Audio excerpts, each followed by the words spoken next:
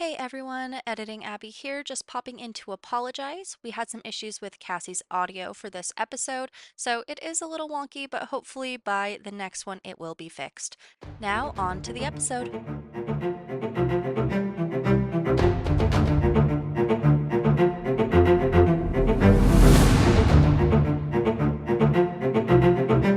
This podcast discusses a non-stop, thrilling adventure fantasy series set in the brutal and competitive world of a military college for dragon riders, which includes potential spoilers for all published material. This episode includes elements regarding war, death, and explicit language, including sexually explicit language.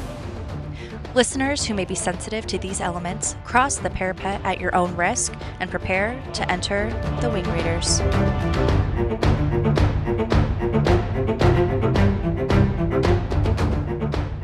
Welcome to the Wing Readers, where we deep dive into the Empyrean series chapter by chapter, theorize, and overanalyze. I'm Abby. I'm John. And I'm Cassie. And today we are covering Fourth Wing Chapter 8.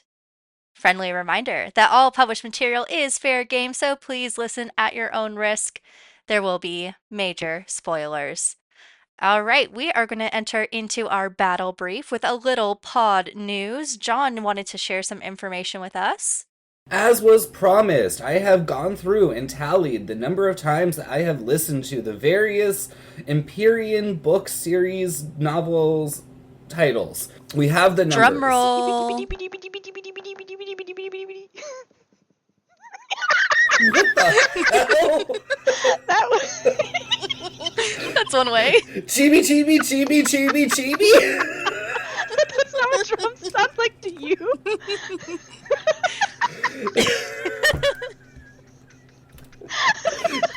Chibi, chibi, chibi, indeed.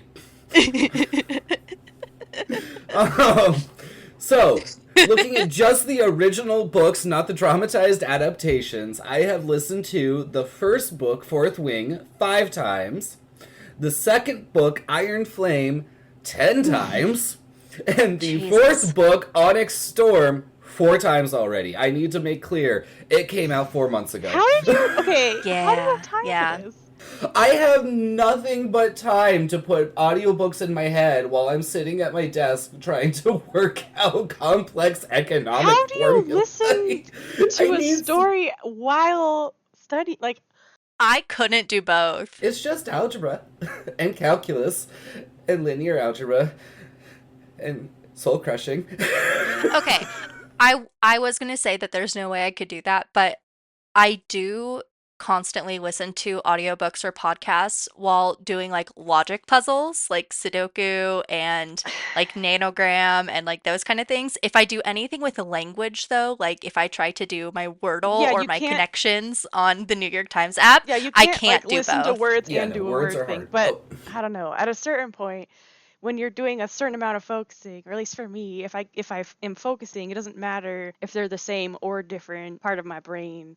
I will just start tuning out whatever I'm listening to. So I guess if you're not like re-listening to be into the story the whole time again, and it's just kind of in the background, like music, I guess that kind of makes sense.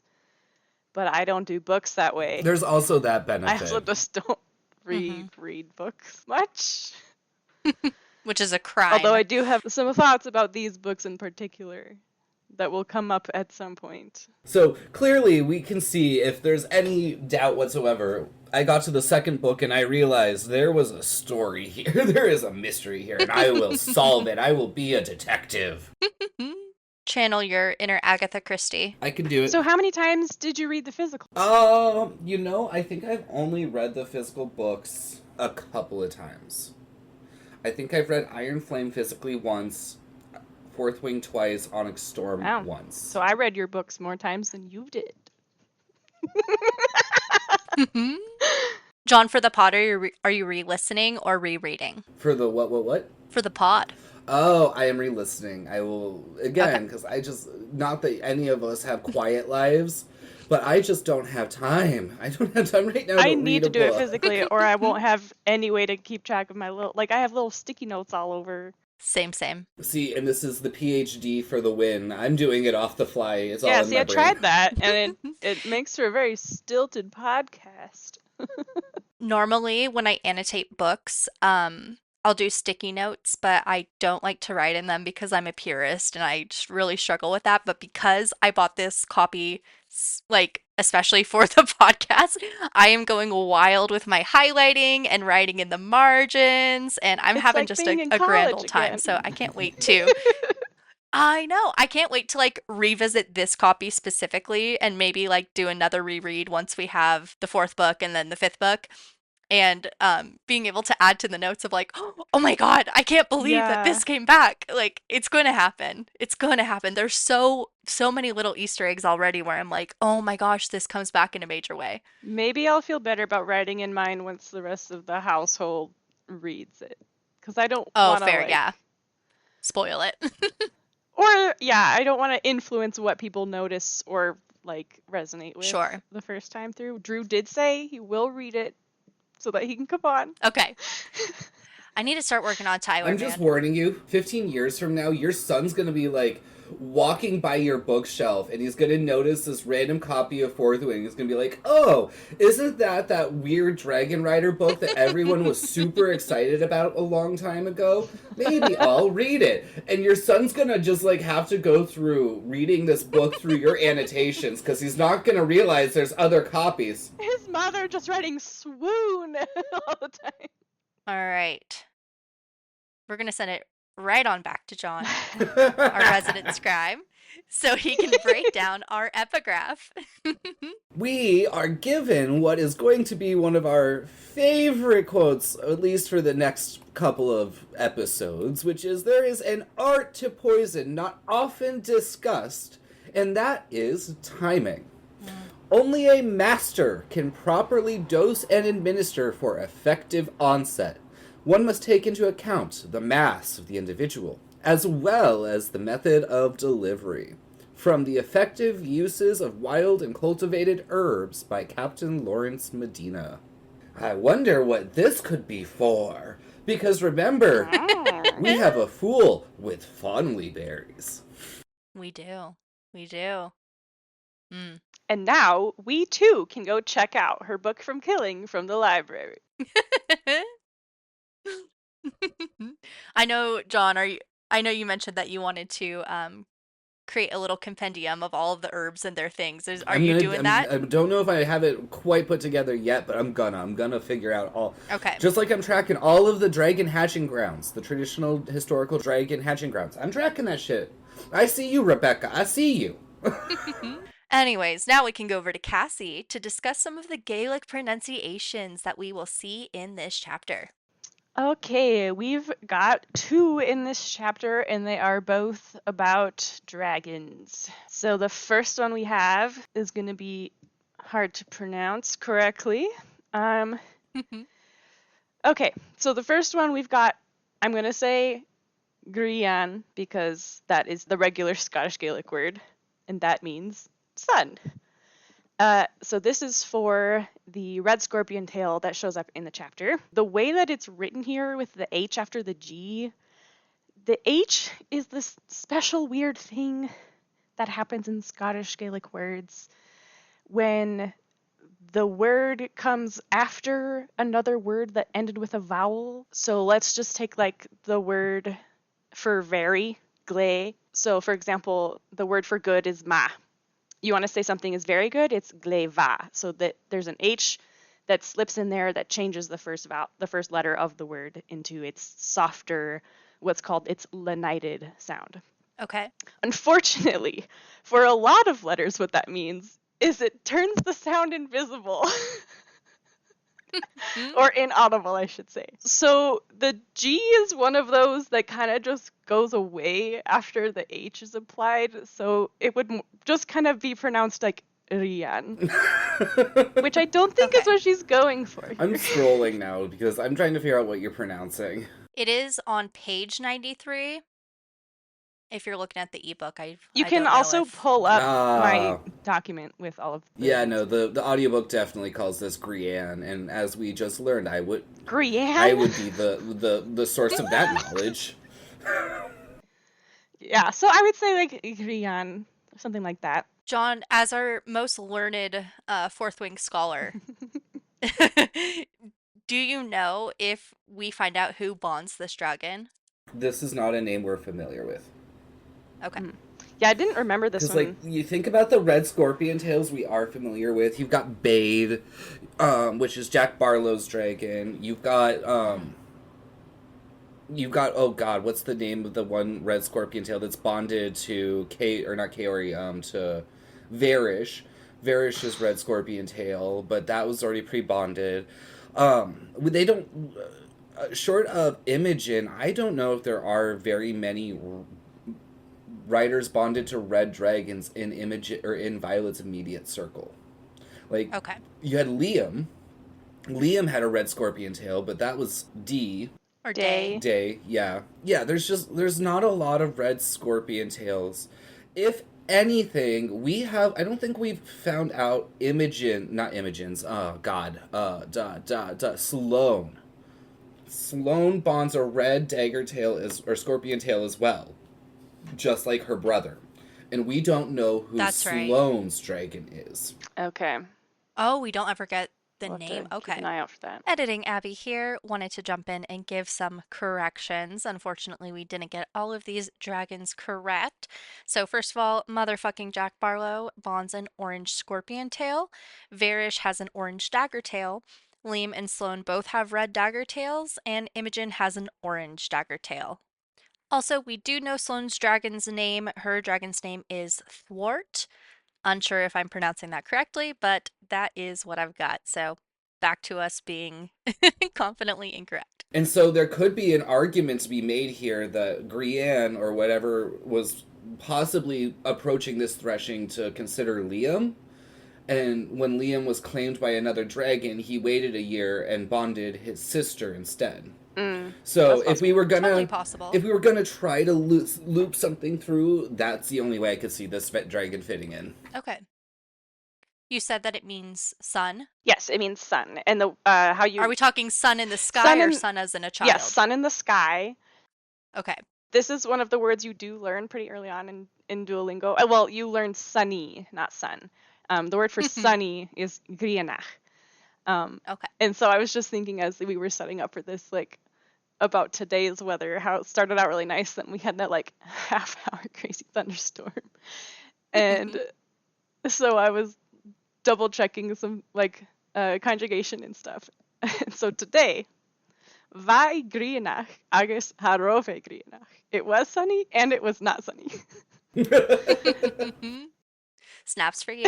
And more specifically, vantushka aln andiu, which means there was water today. There was rain today. Because the word for rain is just water. Water. Love that. So if we are thinking of this dragon's name matching up with a signet, like many but not all do, I could see it being some type of Fireball. fire wielder. They draw the actual, literal, real life sun down from the sky. But for now, at least, it's just speculation. It's the end of the world. That solves all problems. I was gonna say there could be an argument that, like, the sun is a source of power, much like the sources of power Sloane siphons from. I don't Oh, know. so it I could can be see that. photosynthetic and it's actually vine powers. The chlorophyll to the rescue. The second Gaelic word in this chapter is the name of Malgrin's dragon. I am drawing off of our good old friend isolatedcolorYT here, who notes that it's very similar to the word Koga. So the dragon's name is Koda. Again, that G with the H afterward is, we're not saying the G. So Koga is the word for war. And isolatedcolorYT is like, so I assume that's what she was going for here. And she Yeah. just switched those sounds for a reason. Sure. I also, I mean, granted, I didn't know about the Gaelic there, but obviously it's pronounced as coda, which is a piece in music that is an addition Mm. to the original music, or the conclusion typically as well. So, conclusion, the final. We're talking, symbolism here. Are we looking at the final war? Dun, dun, dun. And I guess I just had a false memory. I totally thought that Taryn's name was dropped here, but it is not. I know, It's I kept not. waiting because that's one of the ones that I was pronouncing in my head correctly the whole time. Because again, it's another one that Duolingo gives you and it's teaching you your basic weather terms. And it's just not here yet. Yep. Yep. Yeah, totally had a false memory of his name being dropped here, but we must wait a bit longer. You're right.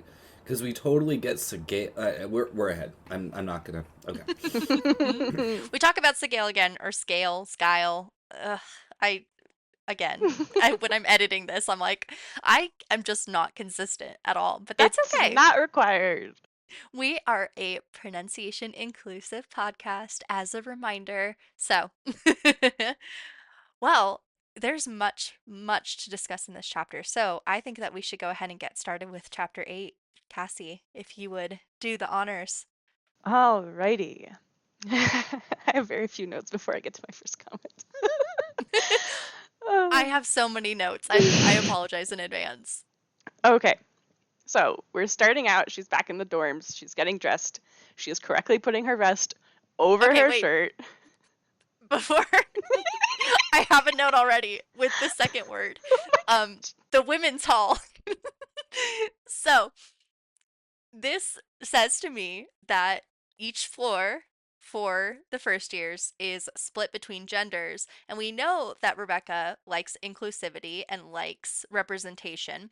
So I'm wondering where the non-binary writers go, or cadets go. I just got to the chapter where we get our first non-binary character, and it didn't even occur to me that, like, is there a third hall for, but then who is it for? Just everyone else? Or, like,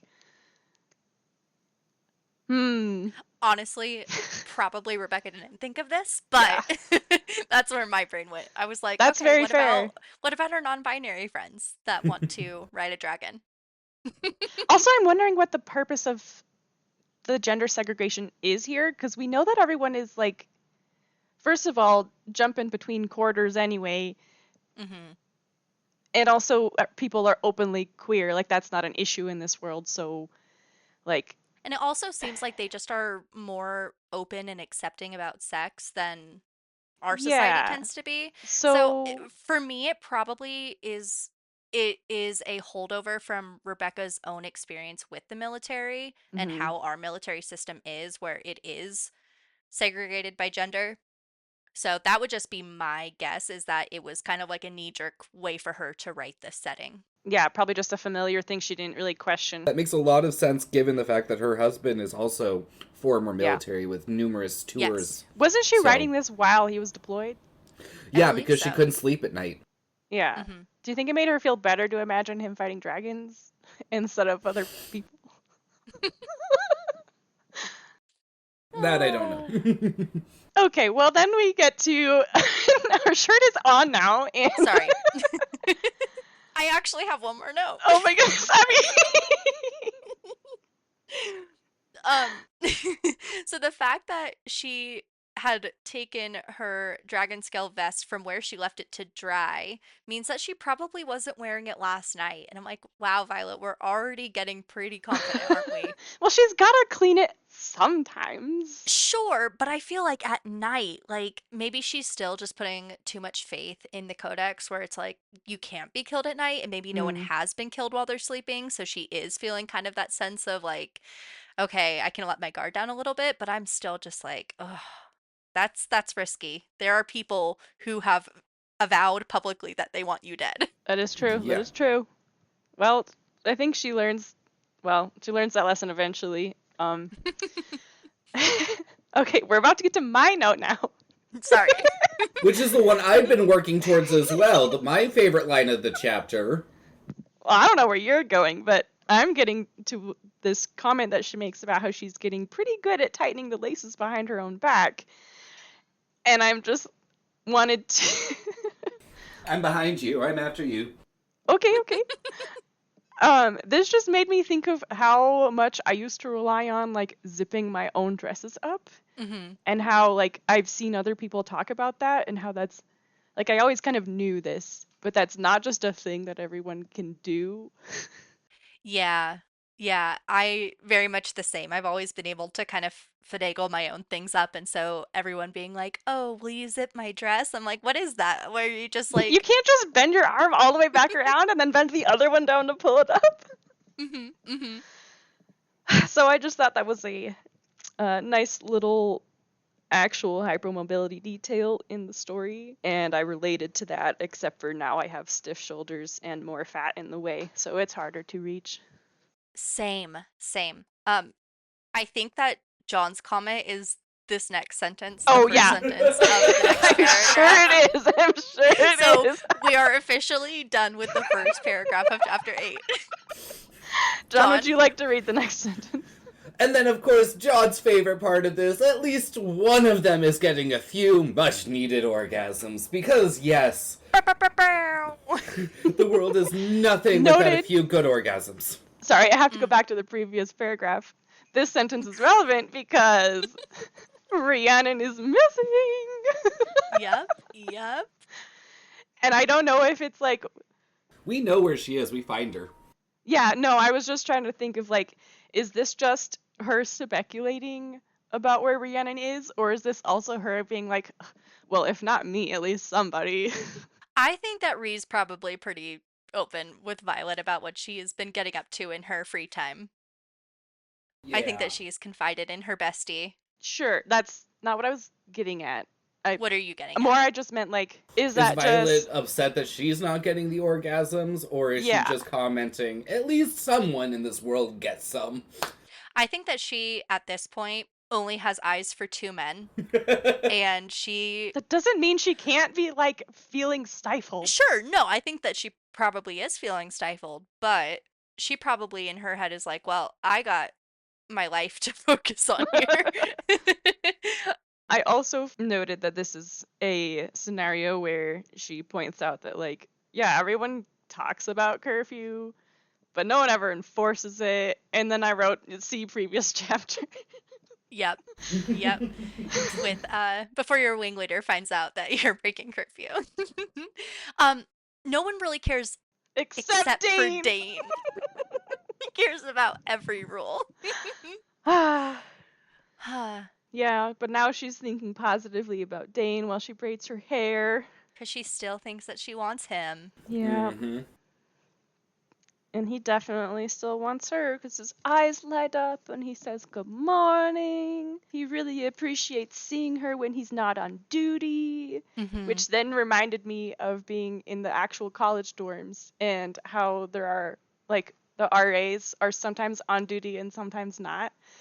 And one of my favorite memories about living in the dorms is when a bunch of us were all hanging out in the little lounge on the girls' side, and two of my floor mates just walk in with a couch from the boys' lounge on the other side, and my RA looks up and she watches this as they go to like stick it on the balcony, and she's just like, I am not on duty right now.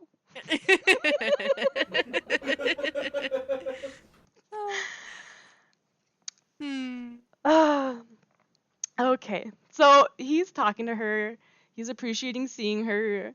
He is wondering about her choice to do breakfast duty and be up early every morning, but we know this is just her plan to start her poisoning. And I have a gripe with Violet right here because she is not being consistent.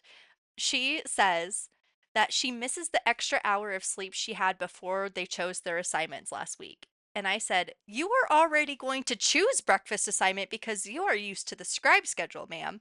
Yeah, Unless you have very quickly already gotten used to sleeping in an extra hour in the last couple which I weeks. guess is possible. She's probably a lot more tired than she was doing scribe work. Yes. But I don't know, late nights and early mornings seem like a study practice to me also. And when that doesn't work, caffeine goes the distance. Amen. Amen. For some people.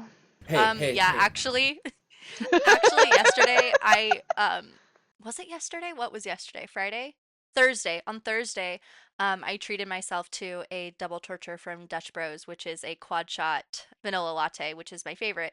And I drank it and then like within 20 minutes fell asleep on the couch. So, it doesn't do too much for me either, but Yeah, for me, it doesn't make me feel awake, but if I have any afternoon, it will keep me up. I'll be like dead tired and it'll be like 2 a.m. and I can't sleep. oh, no, I can have caffeine and then fall asleep. Yeah. Like right away. Facts of the matter is caffeine at night will sometimes put me to sleep, like what Abby is talking about. Mm-hmm. I've heard of this. Okay, then a door opens and Violet stumbles into Dane's back and like notices how he smells, which I thought was funny because I totally forgot that we ever learned what he smelled like because we spent so much time in the rest of the book and other books talking about how Zayden smells. So how Dane smells just did not register at all. Although notably, they both smell like leather. Well, I And mean, soap. they're both wearing Probably leather. because they're always wearing leather. I feel like it's a common smell in this field of work. Probably. Yeah. But leather's also a really common masculine perfume note, so I just thought that was funny. We could comment on the fact But that he Dain smells smells like soap. which means that Dane got up early enough to take a shower and bathe, To clean up. and then go Aw. meet her at her door before she went off to her early morning assignment. So he's been up since like 4 a.m. Okay, guys. If we ever do merch, we should make candles based on what the characters smell like. I was gonna say perfume. The Ryerson Candles are Arrhythmint. more accessible. The Candles are more Ryerson accessible. Arrhythmint smell. Yep. So it turns out the door that has just opened goes to Tara's room. Well, and it's Rhiannon. it's not her room because she's also a first year. They are using. She just happens to also be in the room with her. Yes. Oh, that is a good point. They should all be in the women's hall. But they are coming out of a room. They're coming out together. of a private dorm. Tucking their clothes back in. So who else was there? Basically, this is just one of the first year dorms that like they get to move into once they pass threshing, but until they get to threshing, it's also empty. They're not supposed to be in there. Yep. Gotcha. So right now it's just an empty room. Yeah. Convenient for some tomfoolery. And now Dain reminds us that he's the only one who cares about curfew, and how dare they be outside of the women's hall. And he tries really, really hard to stay in cool, chill, off-duty RA mode. So they're like, what are you doing out here with Violet during curfew? Yep. I like how Rhea is like, maybe we're just up early. You don't know. You don't know. Yeah, like you two. Wink, wink, nudge, nudge. And then Dain laments that he has to be an RA in addition to being a squad leader. Like, why can't I just lead the troops? Gosh darn So first, Rhea and Vi have a little like, nice work, like a little fist bump there, because Rhiannon has been pining after Tara since we met her in chapter 3. And then after that, Dain is upset because, quote, monitoring the sex lives of first years was not what I had in mind when I applied to be a squad leader. And I said, Dain, you literally don't have to be doing that because literally no one cares about curfew other than you. Like, you're making it your business. Yeah. Yep. He's Yeah. like, I can't believe I have to do this. And I'm like, just don't. Just don't. Here's the concept. Could you not? Yep. And then speaking of sex lives. And Violet's like, well, you were a first year last year. Which then I was like, oh, so what shenanigans did he get up to? And then it's like, oh, well, we know it was Amber. And then he deflects by saying, maybe I was, but so are you. And so then she says his quiet question out loud, are you asking about my sex life? And he's like, what? No. But is there anything? But I kind of do want is to there know. something to even ask about, I guess? Everybody else's sex life is my business. Can yours be my business too? And then so they're like walking down the hall during this conversation and they get to some steps. And so she stands on the steps and turns around and blocks him and is like, none of your business. But actually, she does want it to be his business because she wants him to be relevant. Mm-hmm. So she's like, before I got here, you don't need to know. Since I've gotten here, you also don't need to know. And he's not willing to break the rules, even for love. So it doesn't get to be his business. Exactly. I also had a note here that standing on the steps in front of someone to be at eye level, like they are in this scene, as the shorter person is very satisfying. And I do this on my own because we have some steps leading up to our front door. And so whenever I'm going, like, for example, whenever Jackson brings me home and I'm standing on the steps and he's like, a whole like foot down on the ground. And I'm like, oh, look, we're eye to eye now. Jackson is very tall. And I realized like he and Drew are about the same height, but Drew always comes into the house with me, so we never have this experience. Mm-hmm. It makes me think about the fight in the series that people don't like to see named anymore, between Professor McGonagall and Professor what's the Umbridge. witch's name? Yeah, Professor Umbridge. It makes me think of that from the movie with Maggie Smith. Ugh. Yes. Oh, rest in peace, Maggie Smith. Rest in peace. A dame. Mm-hmm. Yeah. A dame in the law and a dame in our hearts. I was gonna say literally a dame. Yes. Yeah, literally. Yes. So Violet wishes that it was his business and then turns back around. They continue walking and they pass some other entrances to other places, like the Ryder Quadrant Library, which at least is better than nothing, Yes. is basically her thought on that. Yes, absolutely.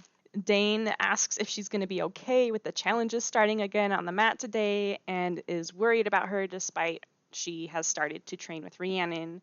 But Violet followed Brennan's tips and she found her opponent's name. It is Oren Seifert. Mm-hmm. And this is the motherfucker that she will knock out during threshing and who will come to her room in the middle of the night to try and schmurder her. Yup. Yeah, this guy has some resentment built up inside of him and he kind of, befriends Motherfucking Jack We'll get Barlow. Motherfucking Jack We'll get Barlow. there. That's one of my favorite things, honestly, John, that we already have this inside joke where if one of us says it, the other says it right back. Every time. Oh, I love it. I love it. Versus that meme I found on Instagram and sent to you all that was like, do you know who could survive anything under the sun? Fucking Jack Barlow. Yes. Maybe we do need someone to pull the literal real life sun down from the sky. So Dain keeps worrying, and Violet basically is like, well, then don't watch, which is starts to be a theme between the two of them. Yes. Mm-hmm. But at this point, she is comforting him by taking his hand. Yes. You can't save me. You can't protect me. It's okay. But that comfort is going to turn to annoyance real fast. Real fast. Yeah, that's when she's like, then don't watch. You can't protect me from this. I have to do it just like everyone else. Mm-hmm. Like, you can't protect me from the threshing or the gauntlet or what I have noted as mother frogging Jack Barlow.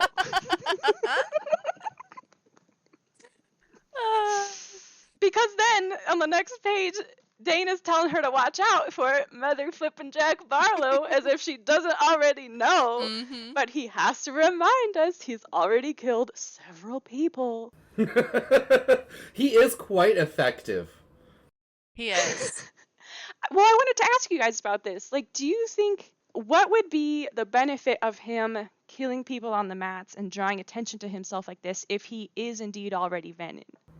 I think it's his way of trying to get the best dragon.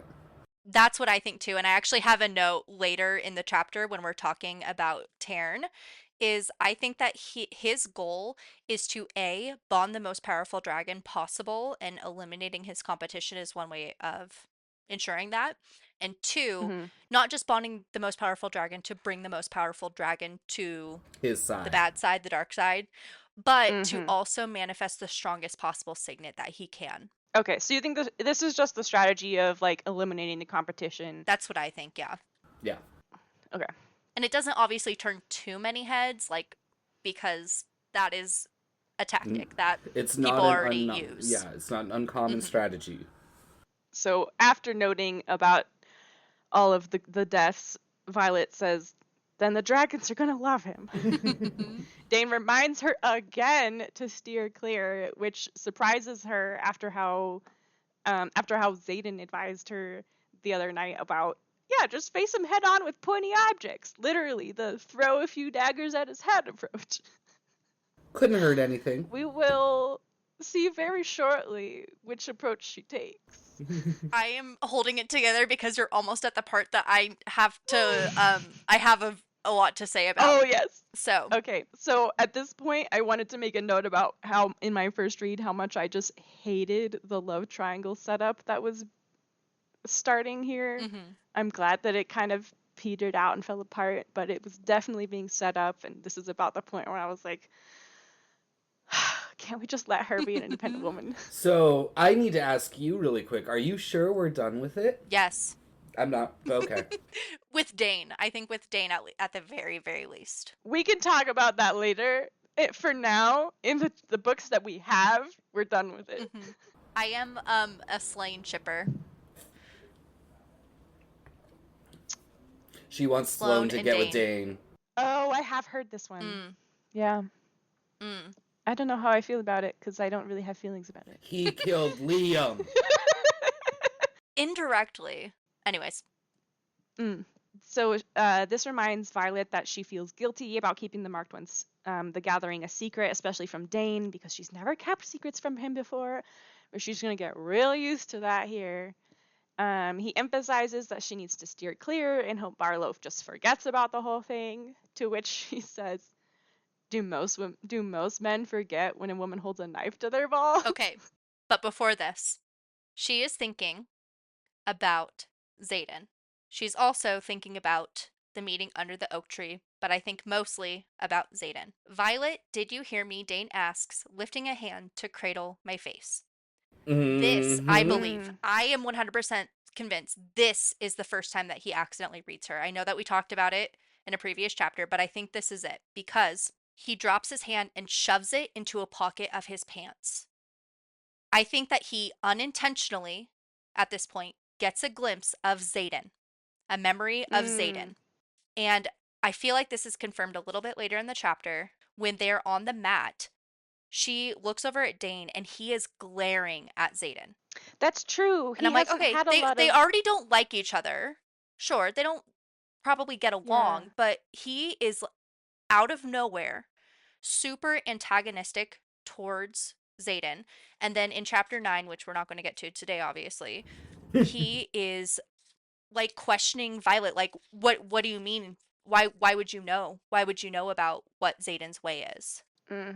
And I am 100% convinced that he got a glimpse of Xaden, took his hand down, put it away, because A, he saw something he didn't want to see, B, probably he feels guilty for accidentally reading his friend's mind, not meaning to, and now he is going to be on high alert, like, why was Violet thinking of Xaden? Why does she have any alone time with Xaden? What is going on there? And his jealousy is going to come out in full force. Excellent point. Thank you. Well, and like she's knotted up about keeping a secret from Dain at the same time because like the sentence is immediately preceding. So the other thing that he could get a glimpse of here is Violet doesn't trust him to know what she knows, and because of that, he like immediately gets like shut down of like, oh, you don't trust me to know everything that's going on with you. That too. Yeah. And then we get to do men forget that when a knife gets held to their balls? And as the only man currently on the podcast, I can confirm. I did want to throw this to you. I can remember every person who's ever held a blade to my balls.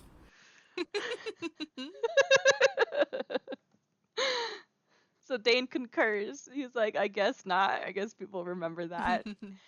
Follows up with another attempt to whisk her out of there. Into the certain punishment of Mama Sorrengail instead, so where I mentally shake him to see the illogic, even though I understand his fear. And then the bell rings, and Violet has to go start her kitchen duty and her poison practices. And she sprinkles her midnight berries onto Oren Seaford's scrambled eggs. Those fonnelly berries. Those finally, that's such a fun word to say, I know. finally. But also, it kind of sounds like funnily, which I think is funny. So what's hilarious to me about all of this is that I've been doing pretty well in my PhD program. And last quarter, a couple of my friends made a comment of like, you're kind of killing the curve. And I looked at my beverage on the table and was like, I'm going to have to carry this with me for the rest of the day because one of them's going to pour something in this and tank me before our next test. Like, Violet has trained me to be aware of the poison masters around me. So now we get into the fun info section. Dragon class! Yeah! We get to learn about dragons and threshing as we sit in the little seats next to Violet in class. How are you saying? Professor. So I'm saying Kaori. That's how I say it. You could also feasibly say Kaori. I've heard people. A lot of the people that I've heard talking about the book listen to the audiobooks, so some of my mental pronunciations are influenced by that, and I don't remember how I said them at the beginning anymore. So I go with Kaori. Most everything that I've seen tends to favor Kaori. That's probably why I say it that way. I just did a quick Google, and Kaori is a Japanese name most often used as a female given name meaning scent or fragrance. So I don't know if that was intentional, but there you go. Fun. I like scents and fragrances. Same. It does look like a Japanese word. So his signet is an illusionist, so he gets to use his powers to do fancy holographic projections of the dragon breeds for a bunch of teenagers. I have my signature pink sticky note to keep an eye on signets that we don't already know exist on the Venom side. Ah, yes. This one would also just be so useful because you're like, I can picture something, but I can't describe it to you. So let me just, here's a holograph for you. This is what I'm picturing. Yeah, and well, he mentions later that that's the reason why they won't let him leave the school is because it's too useful for classroom. Versus me, that's like, are you kidding me? Fly random fake wings or drifts of dragons where it's just him and his dragon and a projection of 5 other dragons around him. I feel like he would burn out so quickly, though. Yeah, I wonder what the limits of his image generating power is. Like, how big or how many or how long does he have to concentrate? Like, is it a concentration spell, John? Every time we see him use it, he seems to be able to just, like, hold it once he puts it there. So it's always been my impression that, like, the creation of the image is taxing, but the holding is more of just a trickle. I can see that. These are also small models, essentially, and so they're probably easier. Yeah. So specifically, he's showed them a green dagger tail and a red scorpion tail so far. We also learn that this power is how Violet knew what Oren Seaford looked like in order to poison his scrambled eggs specifically. She misled him about why she needed to know. She feels a little bit bad about that. No, she doesn't feel bad about it. She says, no, I don't feel guilty. I also don't think it was cheating. Well, nope. I read this as like, do I feel guilty? No. See, I took her word for it. I'm wondering what she would have said to him to be like, hey, I really need to find this Oren kid. Could you show me what he looks like? Yeah, I don't even know what excuse she would have come up with, but it's not like their first thought would be, oh, you're going to poison your mate. Well, so who knows? Again, and this is actually going to come up next chapter as well, but I don't think there's anything in the codex that says you can't poison your opponents. You can kill them. Technically, she is killing them while they're awake. Yeah, they're not asleep. Yeah, so I'm like, there's nothing in the codex, so it's like, it actually literally is not cheating. Like, I know that she has her own moral compass and doesn't want to kill people, Well, which that's why she's she says, not. "Do I think it's cheating?" Well, no, because she knows the codex back to front, and Yeah. nowhere in there does it say Yeah, anything. but we'll get to it in next chapter when Zayden's like, I know you've been poisoning people, and she goes, oh my god, he knows what's gonna happen. It's like, nothing. Who says you can't do that? Like, sure, he might blow up your spot so you can't do that anymore, but like, you're not gonna Yeah, get in trouble. Mm-hmm. yeah. So we get some little information about red scorpion tails, which is that they are the quickest to anger. And I think we briefly talked about this, but who does bond reds later? We mentioned Varish Yep. and So Sloane Barlow, Varish, and Barlow. Sloane, and Liam, Liam, um, are the Imogen? are yes, Imogen has a red as well, but those are the only reds So quite a that I few. can. Yeah, like we know a few, but it's not like there's a plethora of reds. Editing Abby popping in, we did forget both Dain and Sawyer's dragons are reds as well. Sorry about that. I'm curious because we just got a reference to the green. Like the first dragon they got to see was a green or dagger tail. I wonder if that is Ree's dragon, Ooh, maybe. or one of the two that reconsidered. Anyway, Yeah, things that I do not notice. Um, so, because this is a lesson, Kaori asks the class if anyone knows how to approach a red. Rhiannon is just like, you don't. mm-hmm. And Violet, trying her lay low strategy, keeps her answer to herself, even though the strategy didn't work with Professor DeVera. Mm-hmm. But thankfully, somebody else answers. Approach from the front left. And keep eyes down. I like how Riddick's just being a little class clown. Yes, he just always is. He's got the quips. Lunch, your lunch, if you approach. So we find out there are 3 reds willing to bond this year, and 100 total dragons, which is 37 fewer than the previous year. And said dragons can change their mind about bonding if they don't think anyone's suitable at presentation. Mm-hmm. So it is 37 fewer than last year, which was 26 fewer than the year prior. So in Zayden's year, there were 163 dragons willing to bond. Oh. That's a lot that are But withholding. yes, so there is a chance that obviously some of them did bond or either deferred or changed their mind or whatever. So we have no way of knowing if this is an additional 100 dragons on top of the 137 and the 163. And there's also the question of like, we're going to get to this in a minute here, but we find out that dragons begin hatching at a faster rate than they were before. Mm-hmm. During once like the revolution breaks free of the traditional Navarian government. And so part of me also wonders if we aren't also seeing this where like dragons were just simply choosing not to hatch because there was no worthy government around them to give their honor to. And I wonder Yeah. if the hatchlings are more protected while they're eggs. Like, obviously, they're still vulnerable, but they might be less vulnerable in their egg form than as a hatchling. So that could They're also be. literally egged in Well, that would kind of metal. maybe Yeah. make sense because they go into the dreamless sleep and they've got to be protected during Yeah, so it might just that be there's time period. too much uncertainty around. Yeah. So why won't the dragons bond? Either way. Quick correction. You said 3 reds. It's 3 red scorpion tails. There's probably a lot more reds. Oh, that's fair. 3 red scorpion tails that are willing to bond this year. So why won't the dragons bond? This is where we wonder aloud about them withholding their bonding because the leadership is keeping the true thread of the Wyvern event a secret. And then we learn that dragons will only talk to their bonded rider. Thanks, Jack, because he wanted to know, like, why don't we just ask him? You don't just ask a dragon a question they don't want to answer if you value your life. Mm-hmm. I don't know when this happens, but I have a note that says Jack is obsessed.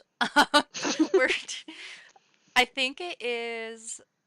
It's the next page. The black It's right. dragon? No. It's right after Riddick says lunch. It says even Jack Barlow, who hasn't quit glaring at me since his squad took over their quarter of the room a half hour ago, snorts. I'm like, I feel like it's got to be more than just the balls thing. Like he's He just so hates everyone. he does, but he is particularly obsessed with her. Like he is obsessed. Even And though she hasn't I'm spoken. yeah, he's glaring at her. I thought, oh, okay, so he's glaring at her because I thought, okay, so he's like taking a break from glaring at her to snort. Yes. Yeah. Let's analyze this for a second here. Please. Jack is a Venin. Jack is the son of a Venin. Jack knows things about the world that Navarians don't know because their own government hid it from them centuries before. Like what silver hair means. Okay. Do you think they have a plan this far back about getting? Because they're obsessed with her later Yeah. once they know her power. I And think this is everything. Do you completely think she's different. I think relevant? he knows what silver hair means because he has a. You're gonna love this phrasing, Cassie. He has a hard on for Violet from basically the second he sees her. Go back to chapter 1. They're going up to the table, and Jack Barlow is being an asshole. He wants to show off to Mira, but he is just asshole, Isn't that? asshole, asshole. Every comment to Violet. But isn't that after He's he hears her name is a Sorengil? I don't think so. I No. think he's immediately like, "You're too small. You're not going to get bonded." And so I'm yes, I think holding a knife at someone's balls definitely sends a message. I think that it definitely leaves an impression. I also think that Jack is aware, more aware than anyone else of what Violet's hair means, and has kind of like made a mission of we can never let a dedicate of Dune get on a dragon before I get on a dragon. Quick correction, Cassie, you were right. She does say her name before Jack starts making comments. Okay. So maybe he also just wants to kill a Sorengil because of her mother. But like I think that there's more at play here, and we have to keep in mind that Jack was raised on a knowledge base that no one else in this school has. Yeah, I'm but going to be honest, hmm. I'm still not completely convinced that he is the literal son of a Venin. Yeah, I'm not convinced on that part either because of how they use that familial language as just part of their like hierarchical framework. Like I'm not discounting it at all because I can totally see that being the case, but I still think that you're right that he would have already a framework of knowledge because he is at least being mentored, I think, As a already at Ven, that yeah. point. And Hmm. so either way, he knows more than anyone in Navarre does. And that means that he can pick out these things that we can pick out in hindsight. He's picking them out in real time. Sure. So the next question they bring up in class is, does the number of bonded dragons affect the wards? And basically the answer is they don't know. Professor Kaori says the number of bonded dragons has never affected the integrity of the wards before, but he's not going to like lie to them and be like, all the breaches in the wards have nothing to do with this situation. They just Hmm. don't know. It says before he starts talking that his jaw ticks twice, and I was wondering if this is significant. I'm looking at every tiny little Yeah, thing, and I'm like, well, my is thought he is, lying? Is he nervous? Like Is that a what does tell? this signify? well, Yeah, I'm wondering, like, even if he's not lying, like, maybe this is a thing he's got his own opinions about that leadership either isn't, like, sure. won't share with him or won't let him speculate about or, like, won't let him pass on the information. Yeah, there's, Is Kaori one of the professors that stays behind? Yes, Because because I he know that feels like he must stay with the Empyrean. that's right. does he, That's right. so who's the one that's teaching them when they get to Arisha? It's Emiterio. Emiterio is the one that teaches them the gauntlet and is one of their sparring coaches. I'm remembering Kaori being involved maybe, like, later on or something. Well, probably when they go Is back it after to they come back and then, Basgaeth. Yeah, okay. I think so. It's, yeah, like in Onyx Storm, we meet him again. Yeah. I think that he is definitely on the right side of all of this. I think that he chooses to stay behind not because he agrees with how everything is going down. So that could also be that he knows that he has to keep things from them, like Hmm. his jaw ticking. Yeah. Mm-hmm. He's got some tension about the subject. Yes. Violet notes that because of how often the wards are faltering, either the enemy's getting stronger or they're getting weaker. Either way Or both. means, or both, either way means that the cadets are needed more than ever, even her. So this is another instance of her, like, kind of reinforcing that she needs to stay in the Riders Quadrant and not actually go to the Mm-hmm. Scribes. Mm-hmm. And then we get to see Scale. Ah, Queen. Not because there are any blues willing to bond this year, so don't worry about how to approach one, but because you need to know Scale. Do you She is wanna? particularly important.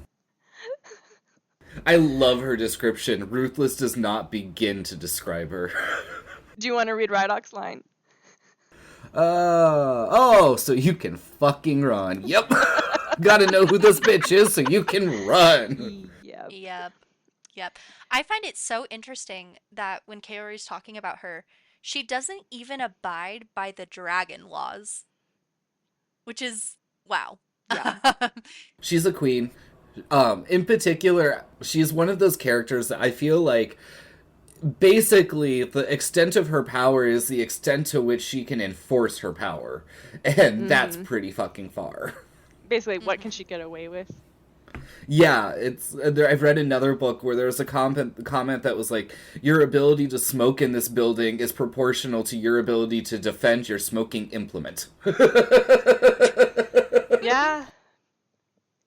So she's a blue daggertail, which is the rarest form of the blues, Mm-hmm. of course. I think it was interesting that her. Okay, so they're talking about she doesn't abide what the dragons consider law. She also doesn't abide by human laws. Blah blah blah. I'm not really sure which one of if this is a human or dragon law, but Carrie specifically calls out that she bonded the relative of a previous rider, which you all know is Mm-hmm. typically forbidden. I don't know if humans or dragons forbid that. But is bonding any relative forbidden, or is it explicitly the direct line that's supposed to be? I think that it's explicitly the direct line that's supposed to be, but it's discouraged for any family members. And like part of it could just be that they like the way that I kind of sussed this out was bonding of dragons. Like the humans probably went in the first time and they were like, "Oh, bloodlines are important. Keep going." And Intensics just started flying out of the woodworks, which was a bad thing to them for some reason. Is it necessarily intrinsic, or was it just that some of them went crazy? They say they went mad. I doubt that. I think that they Okay. got powerful intrinsic powers. Because there's a later point where Sloane is talking about the fact of like familial line and bonding and goes on and remember it's when Violet figures some shit out. Goes on and on about how Xaden is not a direct descendant, he's a off branch, and he would have gone mad or gotten a second signet as far as Sloane thinks it is. But like they kind of make it clear that it's, at least as far as I've read in the tea leaves, I think it's Intensics that are what come of this.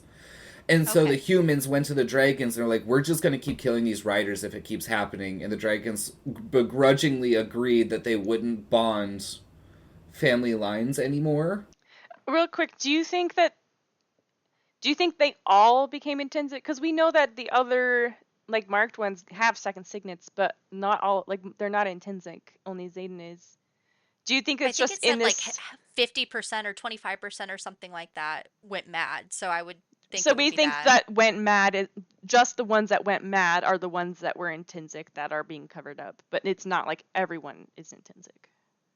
And also it's like it's the level of the bond. And so one of the things that I will say is the other marked ones that we have, you find out that it was a great honor. It was actually a more distant relative, but it was close enough to the family tree that sometimes a second signet came through. Xaden bonded the exact same dragon as his grandfather. Mm-hmm. his Mm-hmm. blood in life grandfather. And Mm-hmm. so part of Xaden's power comes from the fact that Gale has rebonded closer to a previous rider than she could ever get, basically. And so it rekindled that previous bond that her grandfather had with him. And so I attribute Xaden's second signet being intrinsicness to the fact that it was his grandfather and not like a very distant relative Okay. or tertiary relative.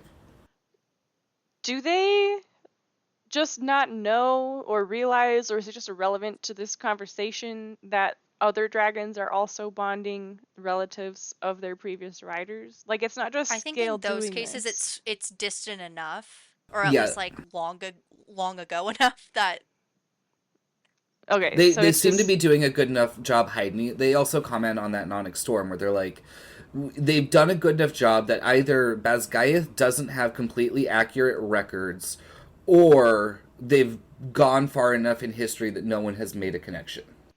okay. So Scale is just not trying so hard because she's like, I want that one, and I don't care that everyone knows that he's related. Yeah, this could also play into the theory that the dragons are changing their names. Hmm. it could. And the more I see or hear about it, the more I'm like, I could see it. Especially we haven't even gotten to Taryn yet, but this is another one of those things where I feel like that could be the case. They are a long-lived species. They are a long-lived species, and one thing that and I apologize, you guys, because it could be something that one of you sent in our group chat. But I did see something that was talking about Professor Kaori specifically, saying that having his signet might be valuable because it allows them to better track the dragons and what they look like so they can't be as sneaky with changing Mm. their identity. He Could basically be. acts as the photo ID of dragons. Yeah, He's yeah. creating the index. I think I actually saw that on Reddit. Let me see if I can't pull up This the is not familiar to me, so you must have found it somewhere else. Yeah, this Haha. is new. That's not often. That's not often that that happens. We all I feel like end up sharing the same information. I've been like starting to hold a couple of videos back in the inbode for myself so that I have sneaky little You have cards to play. I have cards to play. I can't give you all my good material and then expect not to have anything. See, this is fine because I just don't have the material. Hmm. I cannot find it, so I don't. Maybe it wasn't Reddit. I will look for it, and if I find it, I will do a voiceover right here and put it in the show notes. Editing Abby here. Unfortunately, I could not find what I was talking about. I scoured my search history, my saved videos on Instagram and TikTok. I searched every combination of keywords I could think of on Reddit and just on Google trying to find this source that I read or watched. I can't even remember if it was a video or an article or a post or what. So, if you have seen a video or a post with this topic, please send us an email at thewingreaders@gmail.com, or you can send us a message on Instagram or TikTok at thewingreaders. Please, I am desperate. Someone has to know what I'm talking about here. Anyways, back at it. One thing though, we've been on this paragraph for so long, but I want to say one more thing about it is the fact that how Kaori says this. So I'm going to quote here. She even bonded the relative of one of her previous writers, which you all know is typically forbidden, but Scale does whatever she wants whenever she wants. This isn't specifically saying Xaden's name. So I think this is like a clever obfuscation moment where it's like logically we're probably assuming it's Xaden, but it's vague enough that like I totally forgot about this until it was brought back up in Oh. Iron Flame, because it is, first of all, it's not telling you why in this moment it's forbidden, Yeah. which is another thing where it kind of just is like, oh, that's kind of weird, it's forbidden, whatever. just put And that in it's the just back of my common mind. knowledge, as you know. It's common knowledge, as you know, it's forbidden. Um, but the fact that Xanon's name isn't here, or her current writer is the relative of, whatever. So I just feel like there's enough of like distance there to kind of keep the wool over your eyes, Like essentially, for a little like bit you longer. you could potentially interpret this as like one of the writers she had at one point was the relative of a different previous writer, Yes. instead of realizing that they do mean Xaden right now.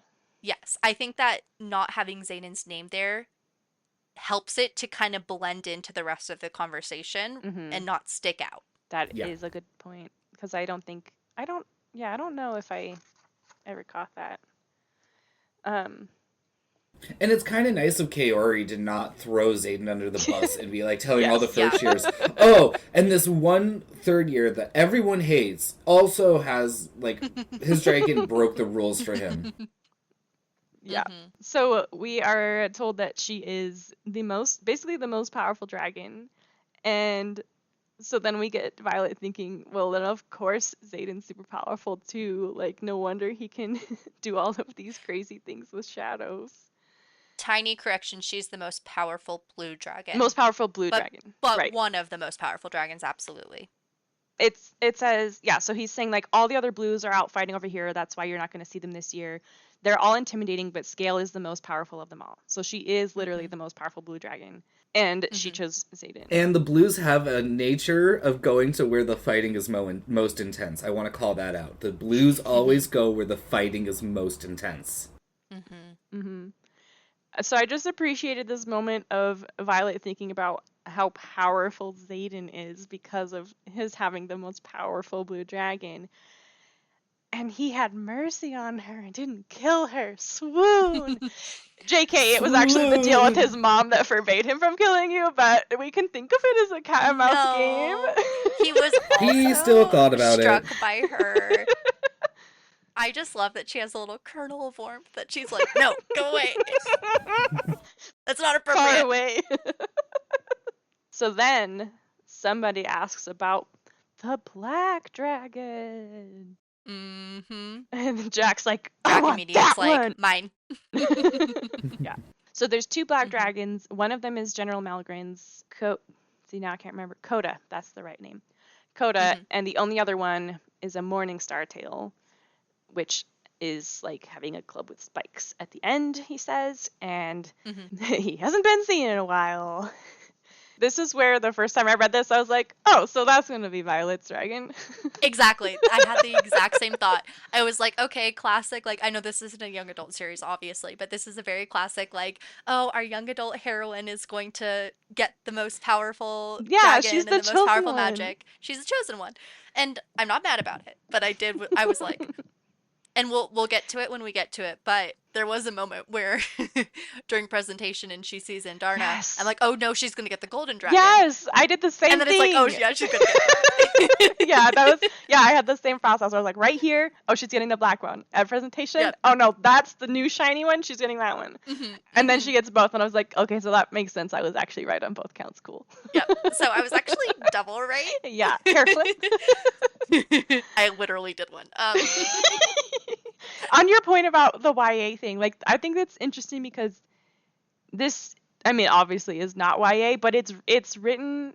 I was listening to another podcast that was talking about this recently, that there's like a lot of books right now that are popular because they're for adults, but they're written in this sort of the style of YA, that and we so grew up with. Yeah, so they're familiar to readers who were reading as young adults when the YA like craze was big.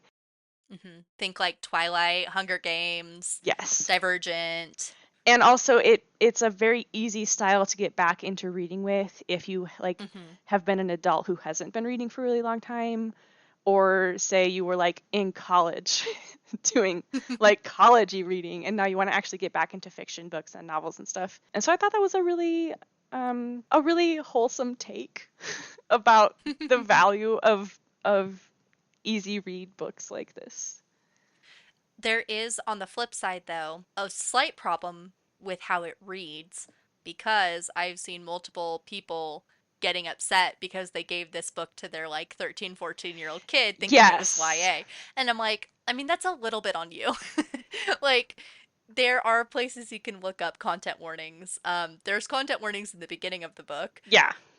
Also, this is my nifty little trick that I don't know if other people use, but I actually commented this on a Facebook group post at some point. Anyway, someone was like, how can you tell between a young adult book and a book like this? And I'm like, the price of the book. Whoa. I'm like, at least in USD, if a book is running about 27 plus as a hardcover new book, it is an adult book. If it is running about 17 to 22 hardcover new, that's going to be a young adult book. And then paperback is scaled down a bit. But that's how I always know. If I'm always like, is this YA? I just look at the price and I'm like, oh, okay, yeah, this is YA. Or no, this is an adult. That's actually a really handy tip, which I would never have learned because I haven't bought physical books in so long. And when I have, but you don't have to buy them. You can just look at the price. No, but I don't go to bookstores because I don't buy books because I don't have the money to be buying all the books that I want. So I just use the library. Just Google it, and the library also has the price listed on the cover. Not on Libby. Okay, not on Libby. That's what I'm saying. You're it's right. like ebooks. This is a totally different story because ebook pricing is completely different. I don't physically encounter books anymore. Just Google it. Okay. But I don't have the question, so Googling wouldn't even. All you have to do is look up Barnes & Noble and type in the title of a book if you have a question, and that will tell you.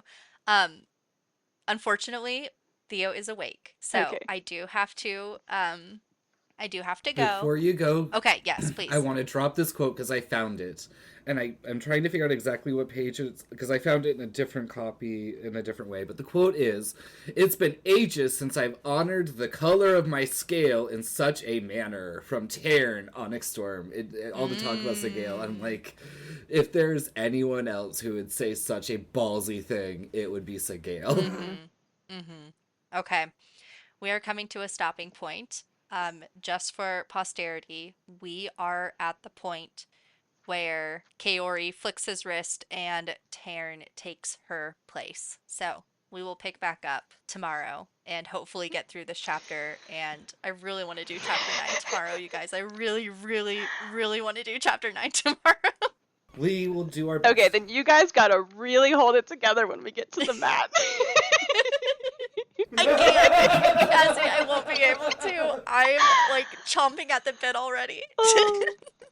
Right, you have no idea how excited we are for chapter 9. Like, chapter 9 is just going to be you sitting in the corner bright red while Abby and I go back and forth with, now imagine if you did that while you were in this position. Okay, I just want to say, do you imagine how deep what that was? For the record, I did really appreciate chapter 9.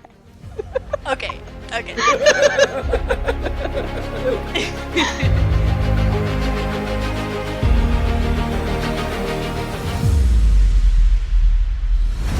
Thank you so much for listening to this episode of The Wing Readers. You can follow us on Instagram, TikTok, and Blue Sky at The Wing Readers, or you can send us an email at thewingreaders@gmail.com. It would mean the world to us for you to subscribe and rate us on Spotify or Apple Podcasts. We decided to split the chapter here because it's roughly halfway through our total recording time for the chapter, and we had a natural break. But don't worry, you don't have to wait a whole week for part 2 because it will drop this Friday, June 6th. We'll see you then.